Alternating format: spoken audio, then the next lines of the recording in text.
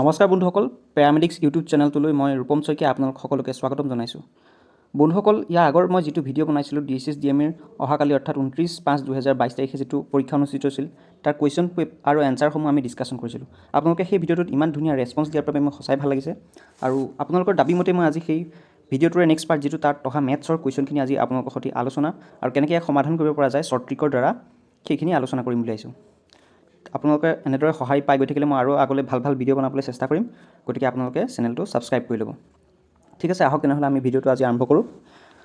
তাৰে 41 নম্বৰ, ইয়াৰ আগতে যিকেইটা 40টা কুৱেশ্যন আছিলে ইয়াৰ আগৰ ভিডিঅ'টো মই ডিছকাশ্যন কৰিছোঁ। আপোনালোকে যদি চাব বিচাৰে মই ভিডিঅ'ৰ লিংক দি দিম তলত ডেছক্ৰিপশ্যনত, গতিকে আপোনালোকে তাৰ পৰা চাই ল'ব পাৰিব। আজি মাত্ৰ মই অকল মেথছৰ কুৱেশ্যনকেইটাহে ডিছকাছ কৰিম। ক্ষমা কৰিব বন্ধুসকল, কিছু বিজুতিৰ বাবে মোৰ ভিডিঅ'টো বনোৱা অলপ পলম হৈ গ'ল। তেনেহ'লে আহক আমি পলম নকৰি কুৱেশ্যনসমূহ আমি আলোচনা কৰোঁ। তাৰে প্ৰথম কুৱেশ্যনটোত কৈছিলে হোৱাট ইজ দ্য নাম্বাৰ হুজ 12.5% ইজ 64.5। এটা সংখ্যাৰ যদি 12.5% লওঁ তেতিয়া উত্তৰটো ওলাই 64.5। এই সংখ্যাটো সুধিছে। আমি প্ৰথমতে লং প্ৰচেছত চাওঁ, তাৰপিছত আমি শ্বৰ্ট ট্ৰিকৰ দ্বাৰাই ছল্ভ কৰিবলৈ চেষ্টা কৰিম। 12.5% বুলি ক'লে আমি পাব লাগিব 100 / 12.5 মানে 12.5% মানে হৈছে 12.5। আৰু আমি যদি সংখ্যাটো x বুলি ধৰোঁ, সংখ্যাটোৰ 12.5% ওলাব 64.5। এতিয়া আমি ইয়াত xৰ মানটো উলিয়াব লাগে। xৰ মানটো উলিয়াবৰ কাৰণে আমি 100টো এইফালে হৰণ হৈ আছে, সিফালে নি পূৰণ কৰি দিম।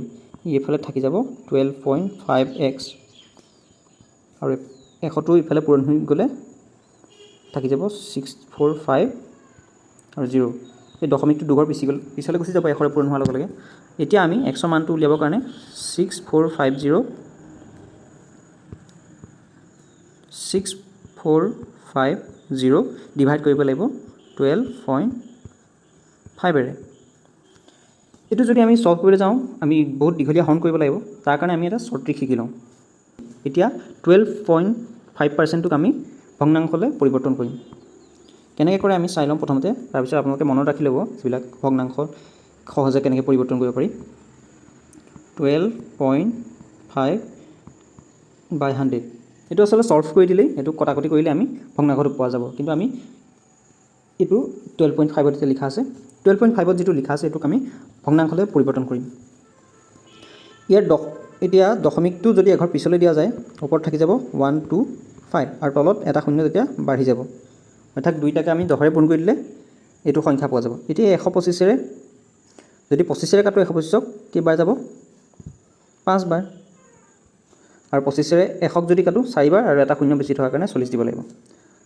তাৰপিছত 5ৰে 40ক যদি কাটো 8 বাৰ। এতিয়া অৰ্থাৎ আমি কি পালোঁগৈ, ওপৰত থাকিলে 1 তলত থাকিলে 8, 1/8। গতিকে আপোনালোকে ভৱিষ্যতৰ কাৰণে মনত ৰাখিব 12.5% মানে বুজায় ভগ্নাংশত 1/8। গোটেই সংখ্যাটো এই ভগ্নাংশটোৰ দ্বাৰাই ছল্ভ কৰিব পেলাব পৰা যায়। কেনেকৈ কৰে আহক আমি চাই লওঁ।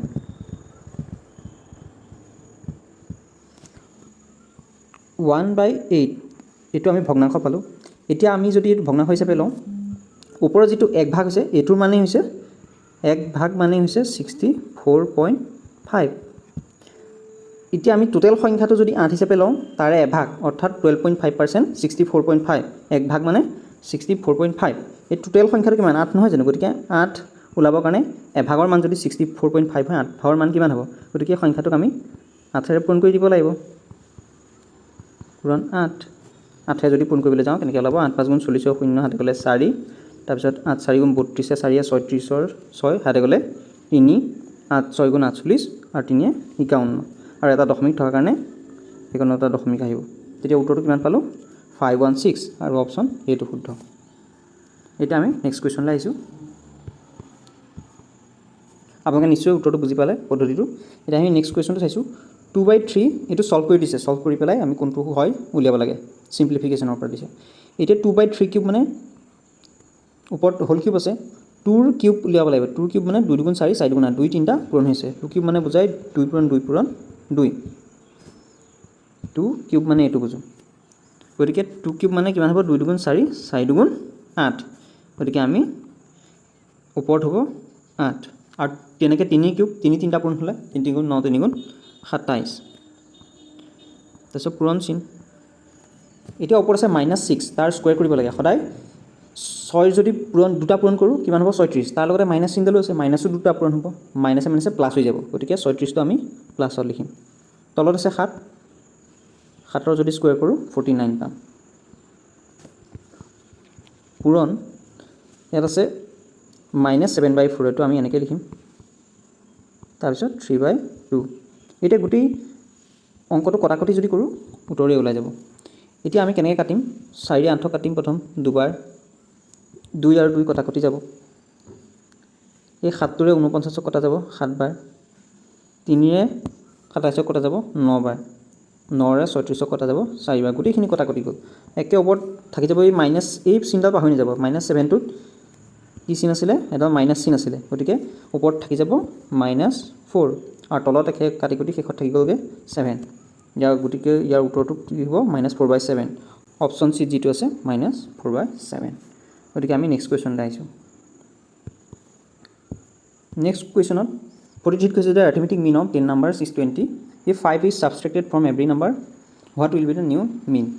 ইয়াত মিন বুলি যিটো কোৱা হৈছে ইয়াৰ এভাৰেজৰ সৈতে প্ৰায় একে। এভাৰেজ উলিয়াবৰ কাৰণে কি কৰোঁ? আমাৰ যদি 5টা নম্বৰ থাকে, গতিকে 5টা নম্বৰ প্ৰথম যোগ কৰোঁ, x + x এনেকুৱা ধৰণৰ এইকেইটা বেলেগ বেলেগ সংখ্যা বুলি ধৰিছোঁ। আপোনালোকে x y z এনেকৈ 4টা সংখ্যা থাকিলে আমি 4ৰে ডিভাইড কৰোঁ, তেতিয়া উত্তৰটো যিকোনো এটা ওলাব। এইটোক আমি এভাৰেজ বুলি ধৰোঁ। গতিকে আমি টোটেল এই গোটেইকেইটা যদি যোগফল ওপৰত যিকেইটা x আছে এইকেইটা যদি যোগফলটো উলিয়াবলৈ কি কৰিব লাগিব? এই ৱাইটোক আমি হৰণ কৰোঁতে গোটেই সংখ্যাটো হৰণ কৰোঁতে ওলালে y, গতিকে এই y লগত যদি 4 পূৰণ কৰি দিওঁ টোটেল গোটেইকেইটাৰ যোগফলটো ওলায়। ঠিক তেনেদৰে ইয়াতো আৰ্থমেটিক মিন মানে সেইটোৱে বুজোৱা হৈছে। 10টা সংখ্যাৰ গোটেইকেইটাৰ যদি এভাৰেজ চাবলৈ যাওঁ 20 ওলায়। 10টা সংখ্যা আছে, টোটেল মিন বুলি কৈছে যদি 20, গতিকে টোটেল গোটেইকেইটা সংখ্যাৰ যোগফল হ'ব 200। আৰু এটা কৈছে প্ৰত্যেকটো সংখ্যাৰ পৰা 5কে বিয়োগ কৰি দিয়া হয়। 10টা সংখ্যাৰ পৰা 5কে বিয়োগ কৰিলে কিমান বিয়োগ কৰিব লাগিব? 50, থাকি যাব 150। গোটেইকেইটা সংখ্যাৰ যোগফলটো আমাৰ 150 ওলাল। এতিয়া ইয়াৰ মিনটো উলিয়াবৰ কাৰণে কি কৰিব লাগিব? 150টোকো ঠিক তেনেকৈ কেইটা সংখ্যা আছিলে? 10টা, 10ৰে হৰণ কৰি দিব লাগিব, গতিকে 10ৰে হৰণ কৰিলে থাকি যাব 15। গতিকে ইয়াৰ শুদ্ধ উত্তৰটো হ'ব বি। এইটো ইমানখিনি নকৰিলেও ইয়াক ছল্ভ কৰিব পৰা যায়, কাৰণ এভাৰেজ বা মিনৰ ক্ষেত্ৰত যিমানকেইটা সংখ্যা থাকে প্ৰত্যেকটোত যিমানটো চেঞ্জ হ'ব, অৰ্থাৎ 10টা সংখ্যা আছে, গোটেইকেইটাৰ পৰা প্ৰত্যেকটোৰ পৰা 5 কমিছে, গতিকে টোটেল মিনটো যিমান আছিলে 20 আছিল নহয়, 20ৰ পৰাও ঠিক তেনেদৰে 5 কমি যাব, অৰ্থাৎ উত্তৰটো 15 বুলি আমি ডাইৰেক্ট ক'ব পাৰোঁ। Question number 44, simplify and choose the correct answer from the following. এইটো চিম্প্লিফাই কৰিব দিছে আৰু এইটো বটমাছ পদ্ধতিৰ দ্বাৰা কমপ্লিট কৰিব পৰা যায়। BODMAS, অৰ্থাৎ বটমাছৰ অৰ্থ হৈছে B for brackets, O for of, D for division, M for multiplication, A for addition, S for subtraction. অৰ্থাৎ প্ৰথম ব্ৰেকেটছৰকেইটা কৰা হয়, তাৰপিছত ডিভিজন হৰণ কৰা হয়, মাল্টিপ্লিকেশ্যন পূৰণ কৰা হয়, এডিশ্যন যোগ, শেষত বিয়োগ। এতিয়া আমি সেইমতেই কৰিম। প্ৰথমতে যিকেইটা ব্ৰেকেটত আছে সেইকেইটা কমপ্লিট কৰি ল'ম। আগতে 121 121 লিখিম। তাৰপিছত 11 11 যিটো সৰু ব্ৰেকেটৰ ভিতৰত আছে, গতিকে এইটো কমপ্লিট কৰি ল'ম। 11 পৰা 11 মানে হৈছে 121। তাৰপিছত এই দুটা মাইনাছ আছে, মাইনাছ আৰু মাইনাছ দুইটা মিলি পেলাই কি হৈ যাব? +4, এইটো আমি এনেকৈ লিখিব পাৰোঁ। বিয়োগ 3 বাহিৰত, ভিতৰত, তাৰপিছত বিয়োগ 9 পৰা 2 গ'লে 7, এইটো আমি লিখিব পাৰোঁ এনেকৈ।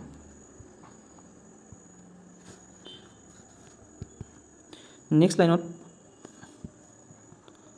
118 বাহিৰত, বিয়োগ ব্ৰেকেট 121ৰে 121 হৰণ কৰিলে পোৱা যাব 1, তাৰপিছত যোগ 4, তাৰপিছত বিয়োগ 3 পৰা 7 গ'লে ব্ৰেকেটত 4 -4।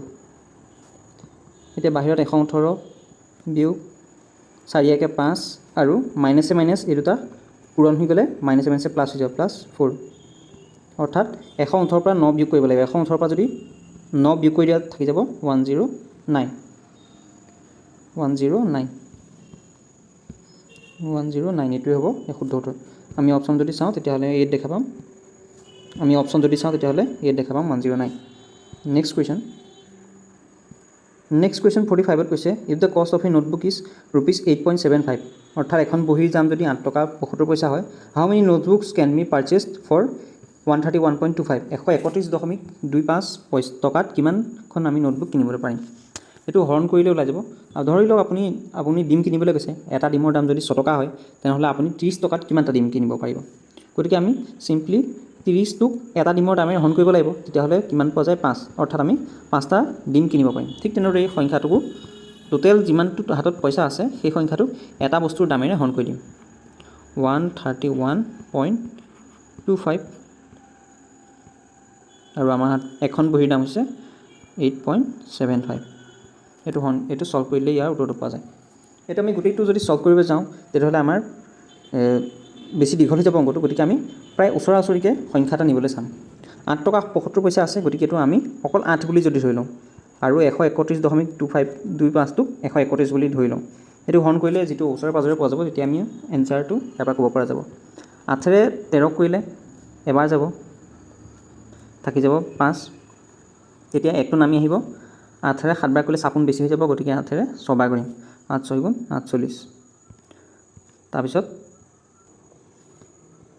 3 বাকী থাকিব অৰ্থাৎ 16ৰ আশে-পাশে থাকিব সংখ্যাটো 3 বাকী থাকিলে আকৌ দশমিক বহিব অৰ্থাৎ 16ৰ আশে-পাশে আমি অপশ্যনকেইটা যদি চাওঁ তেতিয়াহ'লে দেখা পাম অপশ্যন বিত আছে 15 গতিকে এইটো ইয়াৰ শুদ্ধ উত্তৰ হ'ব গতিকে আমি গোটেইটো সলভ নকৰাকৈ কিছুমান উত্তৰ উলিয়াই দিব পৰা যায় যিহেতু পৰীক্ষাত বেছি সময় নাথাকে এনেকুৱা শ্বৰ্ট ট্ৰিকবিলাক ইউজ কৰি আমি অংকবিলাক যদি কৰি যাওঁ তেতিয়াহ'লে আমি বেছি ভাল ফল পাম নেক্সট কুৱেশ্যনত চাওঁ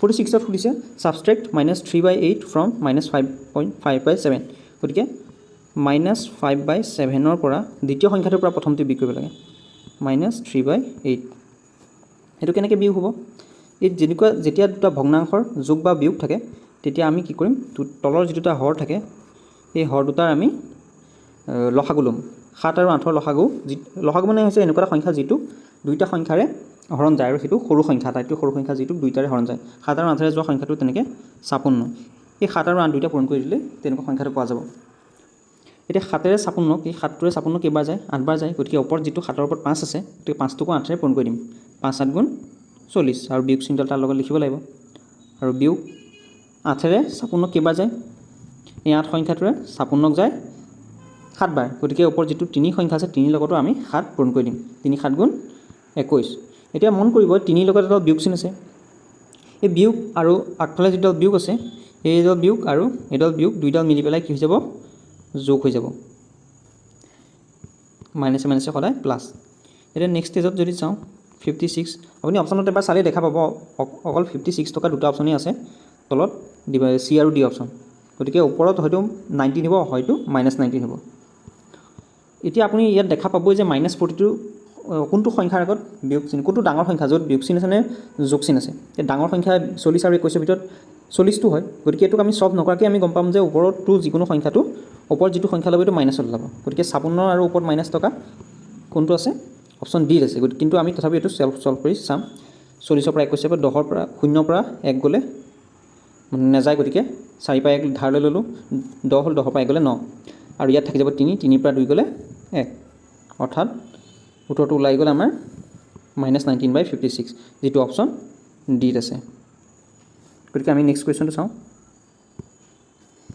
কুৱেশ্যন নম্বৰ 47ত কৈছে if 5 to the power n - 2 is into 3 to the power twice n - 3 = 135 ইয়াত nৰ মানটো সুধিছে এইটো উলিয়াবৰ কাৰণে আমি প্ৰথম কি কৰিব লাগিব এই দুটা সংখ্যা এইফালে যেনেকৈ 5 আৰু 3 পূৰণ হৈ আছে ঠিক তেনেকৈ 135টোকো 5 আৰু 3 কিমানটা পূৰণ হৈছে সেইটো আমি চাব লাগিব তাৰ কাৰণে আমি প্ৰথম 135টো ভাঙি দেখাব লাগিব কিমান লাগে প্ৰথম ইয়াক 2ৰেটো নাযায় যিহেতু এটা অযুগ্ম সংখ্যা গতিকে 3ৰে কৰিম 3ৰে যাব চাগে 3ৰে 13 কৰিলে 3 4 গুণ 12 বাকী থাকিব 1 আৰু 1 + 15 হ'ব 3 5 গুণ 15 হ'ব 45 হ'ল তাৰপিছত 45ক যাব 3ৰে যাব 3 গুণ 3 বাকী থাকিব 15 3 5 গুণ 15 আকৌ 15কো যাব 3 5 গুণ 15 এতিয়া ইয়াৰ পৰা দেখা গ'ল যে 3 3টা আৰু 5 এটা পূৰণ হৈছে অৰ্থাৎ এইফালে যদি 5 to the power n - 2 into 3 to the power twice n - 3 এইটো লওঁ আৰু এইটো চাইডে ঠিক তেনেকৈ 3 3টা আৰু 5 এটা ওলাব এইটো এইফালে লিখিব পাৰিম আমি 3 to the power 3 মাল্টিপ্লাই আৰু 5 কেইটা আছিলে 5 এটা আছিলে এইখিনি চফা কৰি দিওঁ মই 5 আছিলে 5 এটা এতিয়া ইয়াৰ পৰা দেখা যায় 5 to the power n - 2 আছিলে এইফালে 5 to the power n - 2 আৰু ইফালে ঠিক তেনেকৈ 5 to the power 1 আছে অৰ্থাৎ ইয়াৰ পৰা এইটোৱে বুজা যায় যে n - 2ৰ মানটো কিমান হ'ব n - 2 মানে 1 ওলাব অৰ্থাৎ আমি ক'ব পাৰোঁ যে n মাইনাছ 2 ইকুৱেল টু 1 আমি এনেকৈ ক'ব পাৰোঁ। অৰ্থাৎ এতিয়া এনৰ মানটো আমি ইয়াৰ পৰা উলিয়াব পৰা যায় n ইকুৱেল টু 1 দুইটো এফালে মাইনাছ আছে এফালে গ'লে প্লাছ হৈ যাব অৰ্থাৎ 3 হ'ব। ঠিক তেনেদৰে আমি যদি নেক্সট ইকুৱেশ্যনটোত পাতোঁ তেতিয়া একেটাই উত্তৰ পাম 3 to the power twice N minus 3 আৰু এইফালে 3 টু দি পাৱাৰ 3 আছে। এতিয়া আমি এক ছাইডতে কৰোঁ 3 to the power twice N minus 3 equal to 3 to the power 3। এতিয়া 3 আৰু 3 দুইফালে সমান, এইটো 3 আৰু এইটো 3 কটা গ'লে এইফালে কিমান থাকি যাব, এইফালে থাকি যাব twice N minus 3 equal to 3। এতিয়া আমি এইটোক ছল্ভ কৰিলে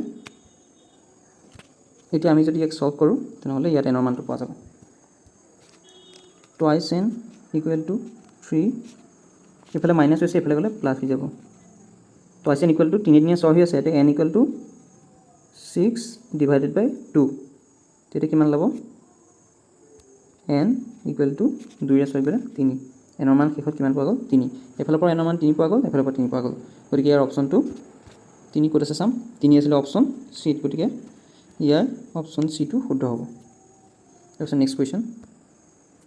নেক্সট কুৱেশ্যনৰ কৈছে Suma is twice as old as her brother in 6 years time the sum of their ages will be 39 years what is her age now. এইটো কৈছে যে সুমা যিজনী ছোৱালী তাইৰ বয়সটো ভায়েকৰ বয়সৰ দুগুণ অৰ্থাৎ আমি যদি ভায়েকৰ বয়স x বুলি ধৰোঁ তেনেহ'লে সুমাৰ বয়স কিমান হ'ব টুৱাইছ x ভায়েকৰ বয়স x সুমাৰ বয়স টুৱাইছ x। তাৰপিছত কৈছে ইন 6 years 6 বছৰ পিছত the sum of their age will be 39 6 বছৰ পিছত মানে 6 বছৰ যদি আমি ইয়াৰ লগত যোগ দিওঁ ইয়াৰ এতিয়া বৰ্তমান বয়স x 6 বছৰ পিছত ইয়াৰ বয়স হৈ যাব ভায়েকৰ বয়স হ'ব x + 6 ঠিক তেনেকৈ বাইকৰ বয়স সুমাৰ বয়সৰ লগতো 6 যোগ হ'ব দুইটাৰ লগত 6 যোগ হ'ল তেতিয়া ইহঁতৰ বয়স কিমান হ'ব বুলি কৈছে ইকুৱেল টু 39 years। এতিয়া আমি এইটো কমপ্লিট কৰিম x আৰু টুৱাইছ x দুইটা মিলি পেলাই বনিব 28x আৰু 6 6 12 ইকুৱেল টু 39। নেক্সট ষ্টেজত 28xটো এইফালে থাকি যাব 39 এইফালে 12টো যোগ হৈ আছে সিফালে গ'লে 12টো বিগ হৈ যাব গতিকে 9 পৰা 2 গ'লে 7 3 পাই গ'লে 2 27 পালোঁ। গতিকে আমি যদি xৰ মানটো উলিয়াওঁ তেতিয়াহ'লে কি হ'ব 3টো এইফালে পূৰণ হৈ আছে এইফালে গ'লে হৰণ হৈ যাব 27 ডিভাইডেড বাই 3 কিমান পালোঁ 9। এতিয়া আমি xৰ মান পালোঁ 9 xৰ মান পালোঁ 9। এতিয়া x মানে আমি কি ধৰি লৈছিলোঁ x মানে ধৰি লৈছিলোঁ আমি ভায়েকৰ বয়স ব্ৰাদাৰৰ বয়স গতিকে ইয়াত কুৱেশ্যনটোত কি সুধিছে কুৱেশ্যনটোত সুধিছে আমাক হোৱাট ইজ হাৰ এজ নাও হাৰ মানে সুমাৰ বয়সৰ কথা কৈছে গতিকে xৰ দুগুণ হ'ব xৰ মান যদি আমি ইয়াত 9 পাওঁ তেনেহ'লে বাইকৰ বয়স ইয়াৰ দুগুণ হ'লে 9 দুগুণ 18 ওলাব গতিকে আমি অপশ্যনত যদি চাবলৈ যাওঁ অপশ্যন বিত আছে 18 বয়সৰ গতিকে এইটো শুদ্ধ হ'ব। তাৰপিছত নেক্সট কুৱেশ্যনত যাওঁ আমি question number 49 if each of the two equal angles of an isosceles triangle is twice as third angle then the smallest angle is এই যিটো আইচ'স্কেলিছ ট্ৰাইংগল কোৱা হৈছে তাৰমানে এনেকুৱা ধৰণৰ এংগল যিটো দুটা কোণ সদায় সমান হয় এনেকুৱা ধৰণৰ এংগল যিবিলাক ট্ৰাইংগল থাকে ইহঁতৰ দুটা কোণ সমান আৰু 3 নম্বৰ কোণটো অকণমান ডাঙৰ হ'ব ইয়াত যি দুটা কোণ দেখা গৈছে এইটো কোণ আৰু এইটো কোণ দুইটা সমান আৰু এই সমান কোণ দুটাৰ মান আমাক দিয়া নাই টু ইকুৱেল এংগলছ আৰু আইচ'স্কেল triangle is twice as third angle আমাৰ যিটো থাৰ্ড এংগল 3 নম্বৰ এংগলটো দিয়া হৈছে এই কোণটোৰ দুগুণ বুলি কোৱা হৈছে যি দুটা ৰঙেৰে মই আঁকি দিছোঁ এই দুটা কোণ সমান সমান আৰু 3 নম্বৰ কোণটোৰ ইহঁত দুইটা কোণ দুগুণ দুগুণ আমি যদি এই সংখ্যাকেইটা প্ৰথমটোক x বুলি ধৰোঁ এইটো তেতিয়া কিমান হ'ব দুগুণ হ'লে এইটো হ'ব টুৱাইছ x এইটো কিমান হ'ব এইটো 2x আৰু আমি যিহেতু জানো যে এটা ত্ৰিভুজৰ তিনিটা কোণৰ সমষ্টি 180 ডিগ্ৰী সেইটো ফৰ্মুলাৰ দ্বাৰা আমি এক সলভ কৰিব পাৰোঁ গতিকে তিনিটা আমি যোগ কৰিম x + 2x + 2x গোটেই তিনিটা কোণ যোগ কৰি দিলোঁ কিমান ওলাব তিনিটা কোণৰ যোগফল কিমান 180 ডিগ্ৰী।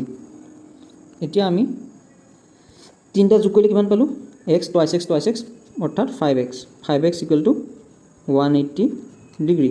এতিয়া x ওলাবলৈ হ'লে কি হ'ব লাগিব 180 ডিভাইডেড বাই 5 কিমান ওলাব উত্তৰটো এতেকে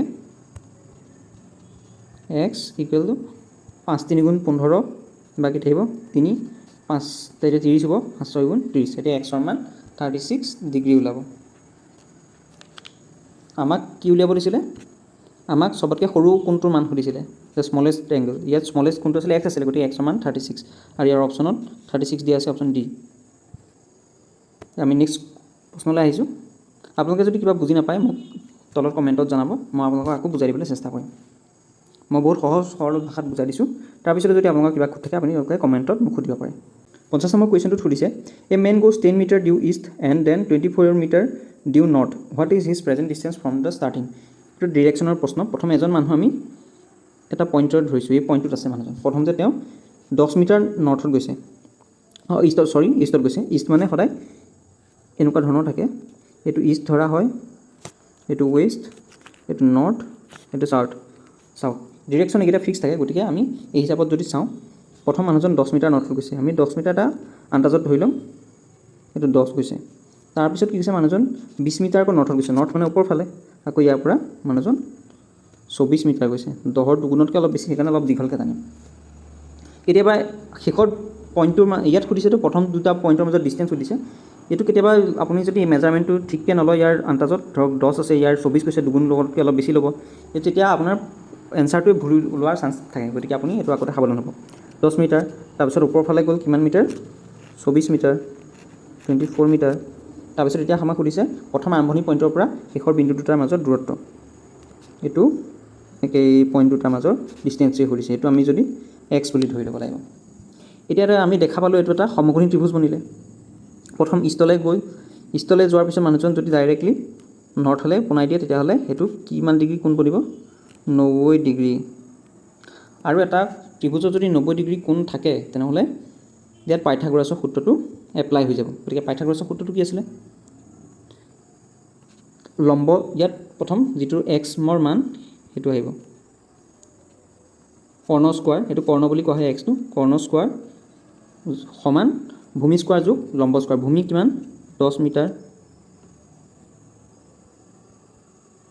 ভূমি হৈছে 10 স্কোৱাৰ প্লাছ উচ্চতা কিমান আছে মানে ভূমি আৰু লম্ব হৈছে 24 স্কোৱাৰ তেতিয়াহ'লে আমি এই দুটা সলভ কৰিলে এই উত্তৰটো পোৱা যাব 10 স্কোৱাৰ কিমান 100 10 গুণ 100 24 স্কোৱাৰ 576 আপোনালোকে স্কোৱাৰখিনি মুখস্থ কৰি ল'ব অন্ততঃ 30 লৈকে তেতিয়া আপোনালোকৰ অংকখিনি কৰোঁতে সহজ হ'ব তাৰপিছত এফালে 100 আৰু 576 অৰ্থাৎ 676 ওলাল এক্স স্কোৱাৰৰ মান ওলাইছে 676 এই স্কোৱাৰটো যিটো ওপৰত 2 আছে এইটো যদি এফালে অনা যায় তেতিয়াহ'লে কি হ'ব এক্সটো ইয়াত থাকি যাব আৰু এইফালে √676 হয় তেতিয়া কি হ'ব এক্সৰ মানটো শেষত ওলাবগৈ এক্স ইকুৱেল টু 676 কিহৰ স্কোৱাৰ হয় 26ৰ স্কোৱাৰ হয় গতিকে এক্সৰ মান আমি শেষত পালোগৈ 26 আমাক এক্সটোৱে সুধিছিলে প্ৰথম আৰম্ভণি আৰু শেষৰ বিন্দু দুটাৰ ইয়াৰ মাজত দূৰত্ব সুধিছিলে গতিকে এক্সৰ মান পালোঁ